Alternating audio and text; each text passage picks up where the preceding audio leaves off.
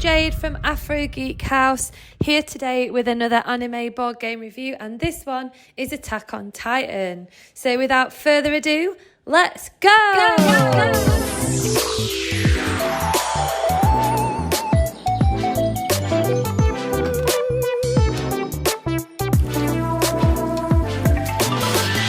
This is Attack on Titan: The Last Stand. We came across this on the internet, we didn't even know that it existed. So here's what it looks like, really cool packaging. In we go, with some struggle. Here we go. So inside we got a nice rule book with some cool art on there. The rule book I find really easy to understand, and I like this illustrated throughout. So a really nice book. Breaks everything down super easy, even goes through abilities separately, so that's really cool.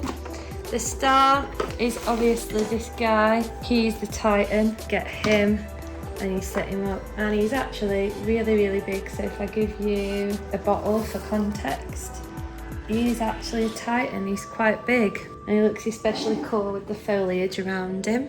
Then we got the Titan marker. We've got lots of different dice, and I'll just show you the dice. So you got lots of different symbols, grapples, titans, cannons, lots of different things on there, swords, all that kind of thing in different colours. And then we've got a whole city to build, so I'm going to build this really quick and then show you. Okay, so here he is in all his glory when he's set up. We've got the different levels, 1, 2, and then we've got this building where we've got level 3, then 4, then 5, and then levels 6, 7 and 8 right up at the top with this guy. He's not having a good day. So the first thing you have to do is you have to pick a Titan. Now there are other Titans to choose from, and I'll come to that later. Today I have chosen the Deviant Titan because I'm feeling in a deviant kind of mood. What then also happens is that your opponent chooses one or more of the heroes. Again, there are lots to choose from. It just happens today we've just played a game. Pierre chose to do 4. You could also choose to just have 1. Or of course, if you're playing in a group, you could take 1 each. But Pierre likes to do things big, and he chose all 4 to play at once. Each one has these little heart gauges. So really little hearts. And they just go on, and you get 3 of those to begin with for each person. So that's your health, if you like.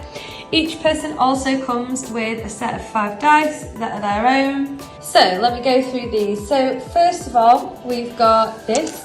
This is used to change tactic cards and to counter some of the Titan's activities later on in the game. So that is kind of like a shield card. Here, kind of like a damage card or attack card. This must mean that the hero is actually on the Titan to attack it, so you need to be on one of these levels, not on the floor. It means that you can hit the Titan on their health marker with a shot.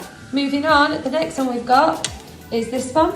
Okay, this means that your hero can move up and down 2 different levels. And then we've also got this. This is a grapple. This can help to save you if you're going to be knocked off, and it can also help you to avoid attacks from the Titan.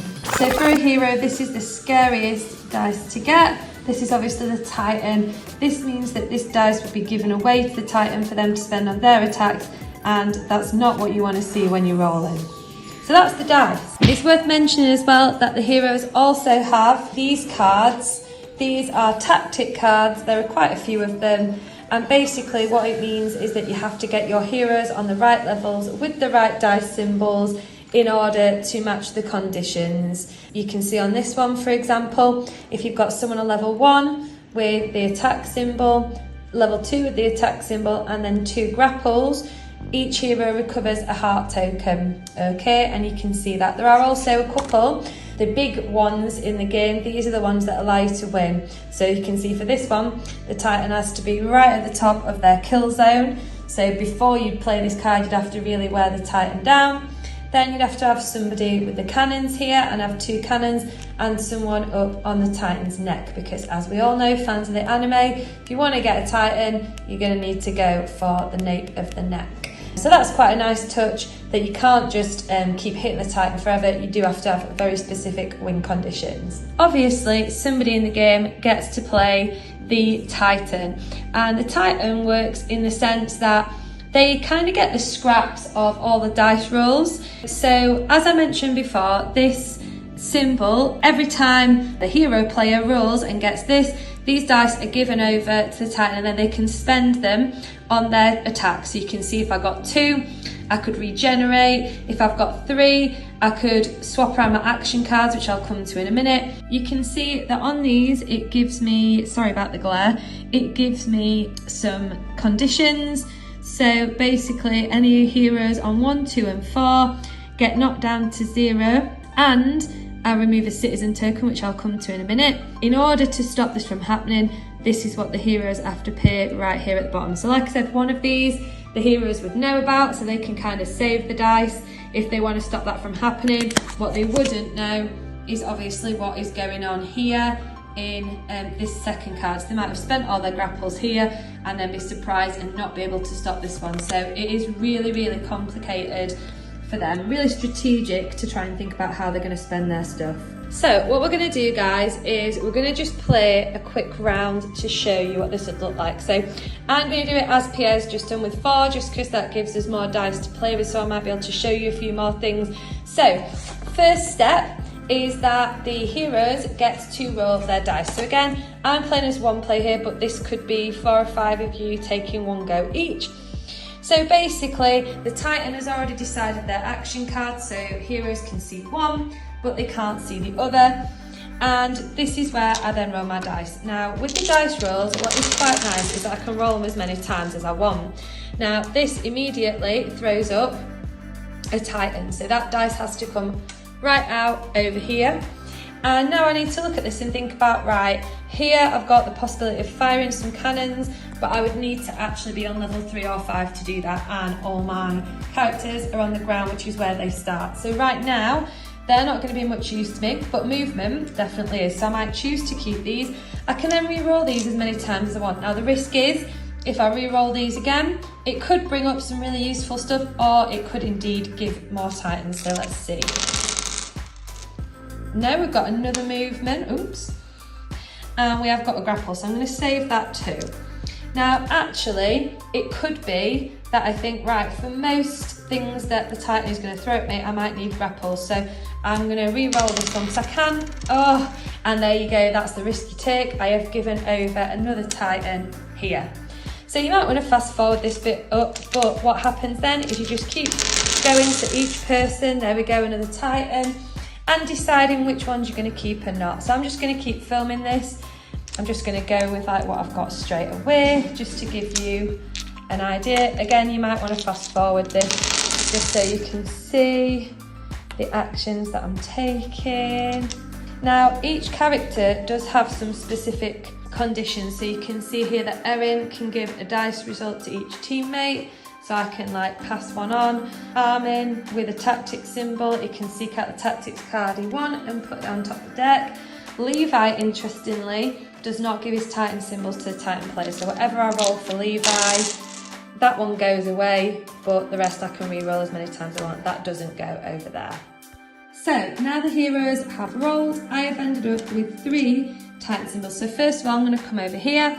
Now I could use 3 and return an action card in play to my hand and then replace it. I could regenerate 3 spaces, but as you can see, I've got pretty good health. For argument's sake, what I'm going to do is I'm going to use the 3, so I would pay 3 back over here. It means that I will return an action card in play to my hand and replace it. So it might be that I decide to bring this one back and then replace it with something else.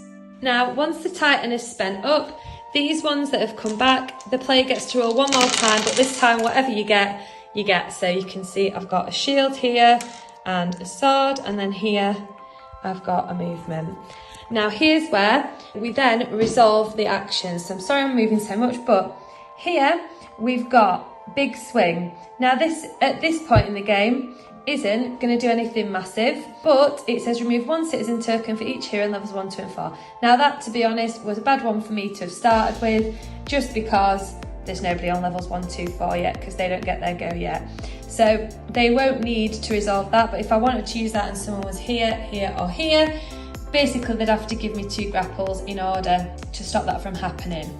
What we'll then do is we'll just reveal the one now that is upside down. The one that is upside down is Big Trample. Now this is a really good one if you're playing Deviant to play early in the game, because every hero on level 0, which they all are right now, must give me 2 grapples, or I remove a heart from them and I take out a citizen. The citizens, by the way, are down here and they're double-sided, so if one dies, you just flip them over like that. So let's have a look. Connie does not have 2 symbols. Now, if I wanted to, Erin could give him a grapple. So I think what we're going to do is we're going to do that, because at least that means that Connie would be able to meet those conditions. So for Connie, he doesn't lose a life or a citizen. But if we go down the line, Erin then can't. So we lose a citizen and Erin loses a life. If we look at Armin, Armin can't. So again, Armin loses a life and we lose another citizen. And conveniently, Levi does. So Levi hands them over and all is good. So you can see that at the end of the Titan's turn, we've got 2 citizens now that are dead, and we've got 2 of our heroes that are lacking a life. Now it's time for the heroes to spend theirs. So, for example, what I can do is I can use these 2 to move Connie. So I'm going to get Connie's piece and move him up to level 2. So they're spent. If I wanted to, I could also hit him, because I am on the Titan, so I'm going to do that just for the sake of showing you, and that hits him for 2. Obviously the aim is that we're working him towards a kill zone. That's really all I can spend for Connie right now. Erin again, I'm going to move Erin up to level 2, and again that's all I'm going to use right now. Armin, I'm going to move him up to level 1, and I'm going to hit, level 1, and he's going to hit for 2 as well. I think that's all I can use now. If I'd have been able to get Armin up to level 3, I could have used these cannons, but sadly not today. And then Levi, I can't really move him anywhere, so that then concludes my go there. So lots of things there that show you how the game works just in one round. Obviously every round's different, so in other rounds I might have used these to combat some of the Titan's actions.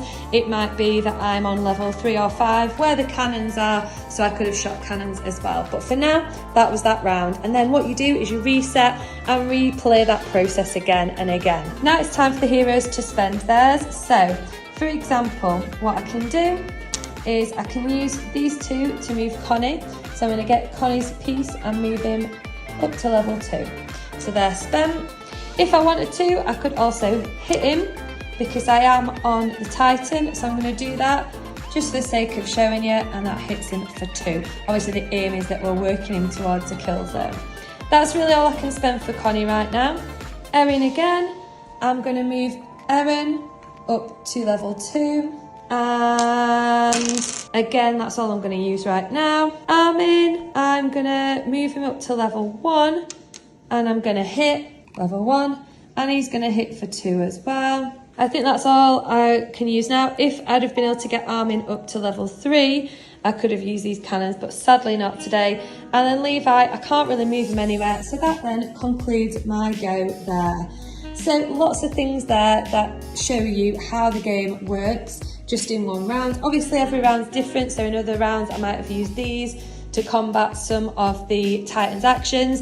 It might be that I'm on level 3 or 5 where the cannons are, so I could have shot cannons as well. But for now, that was that round. And then what you do is you reset and replay that process again and again. So let's talk about win conditions. So if we're looking at victory for the Titan wins if a hero loses the last of his or her 3 hearts.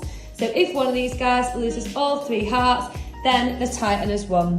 When me and Pierre play, in fairness, we do play it as in they need to all die, just to stretch the game out a bit longer. But if you wanted a shorter game and to play by what it says in the rules, it's if a hero loses all of it, because that means the group morale collapses and the Titan player wins. Another thing that can happen is with their card, the Titan can destroy cannons and remove them.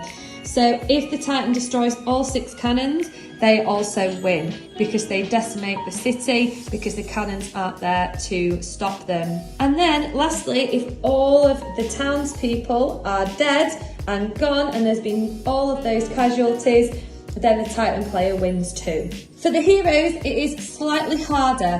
What the heroes have to do is they need to activate one of two cards. Now, one of them is Eradication and one of them is Neck Slash. So what they'd have to do is they'd have to work their way around to these action cards or tactic cards, and they'd have to make sure that they have the Titan at max in the kill zone. So it's very important. They won't be able to do this until they get to here. And then they have to have people on the right levels with the right symbols in order to do that.